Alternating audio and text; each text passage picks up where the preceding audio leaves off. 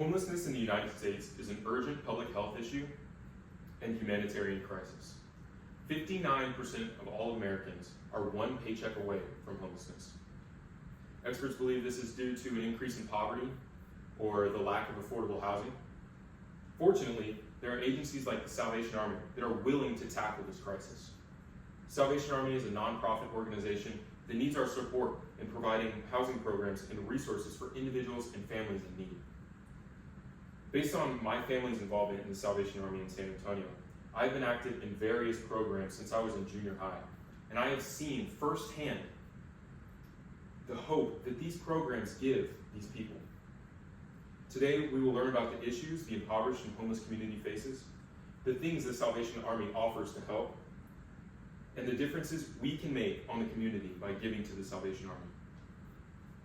According to the 2024 point-in-time study in San Antonio, 888 homeless people were left without a shelter during the night of the study, meaning 888 homeless people did not have a safe place to stay. Salvation Army is creating solutions to get these people into a safe environment and have hope for the future. This includes an emergency shelter, long-term housing, and a case management system to ensure secure housing for the homeless population in San Antonio. Now, we can all do the math. A single mom making $10 an hour, working full-time, will gross approximately $1,300 every month. This obviously is not enough to support housing, food, gas, and any other expenditures that might pop up along the way. Salvation Army case management staff helps with setting up budgeting goals and making sure their clients are reaching these goals. Now, homelessness has a very personal effect on all of us. Corporations will not move their companies to cities that smell of urine and feces, meaning no companies, no jobs.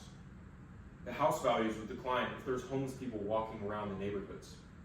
It's simply, seeing someone in this state is just simply uncomfortable.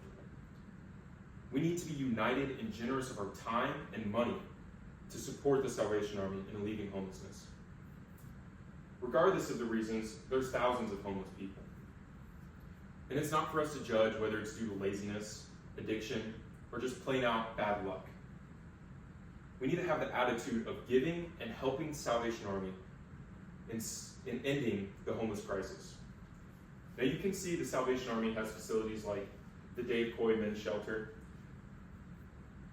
the Emergency Shelter, and the Addiction Rehabilitation Center. Through the statistics gathered by the Salvation Army, you can see that as the weather warms, the men's population decreases because it's more comfortable for them to sleep outside where there's no rules or time limit for them to check in and check out of places. However, there is no decrease in the number of beds for children. They will always need a safe place to sleep. And surprisingly, 35% of all homeless people in San Antonio are single women, single moms with children, according to Waylon Cunningham's article in the San Antonio Report. The Salvation Army does incredible work. By supporting the Salvation Army, you'll be a part of providing solutions to these issues, such as providing shelter for the homeless, food for the hungry, financial assistance for those in need, and spiritual help for people who want to heal their connection with God. Your help is shown in people like Maria, who was a former drug addict and was homeless for 20 years. Through the help of the Salvation Army, she was able to secure her own apartment, and now she is successfully employed at a job she loves. She is now proudly reunited with her family and volunteers, spreading hope to others that are looking for help through the Salvation Army. Now, you may think people are homeless due to their own choices. Okay, maybe so. But isn't it our moral duty to help them, to show them that they deserve a better life? You can make a difference and help with this crisis by volunteering at the Salvation Army. They offer many ways to start, such as serving meals, being a bell ringer during the holiday seasons, or even assisting at events with fundraising, in which 82% of the money raised goes straight back into the Salvation Army in San Antonio, with the other 18% going towards managing the company.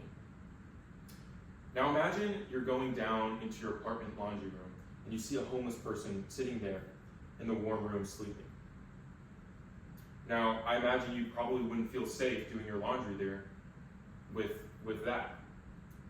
Yet, it's a warm, safe place for this homeless person to sleep. Now, on the other hand, imagine a community where everyone has enough to eat, a safe place to sleep, and a shoulder for support. The Salvation Army does its best to strive to provide such a community.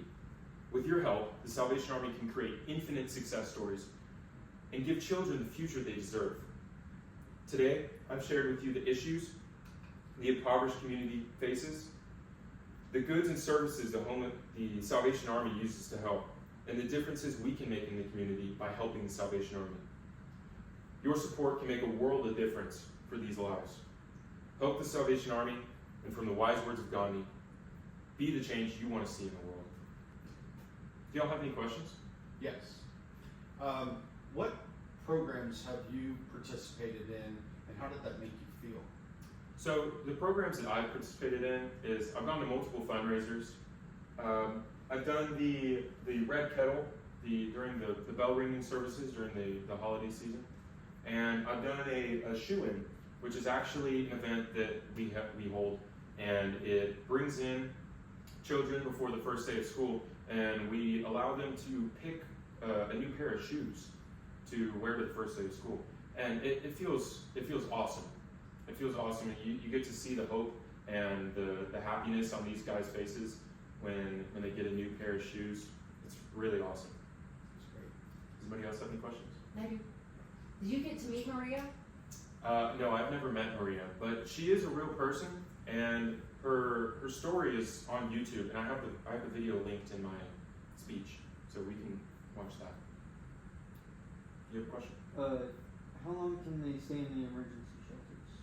So they can stay in the emergency shelters for up to 90 days consecutively, but it is a last resort. It's an emergency shelter, so after those 90 days, they have to find alternative housing. But if they are still in need, they can come back. They're allowed to. Thank you.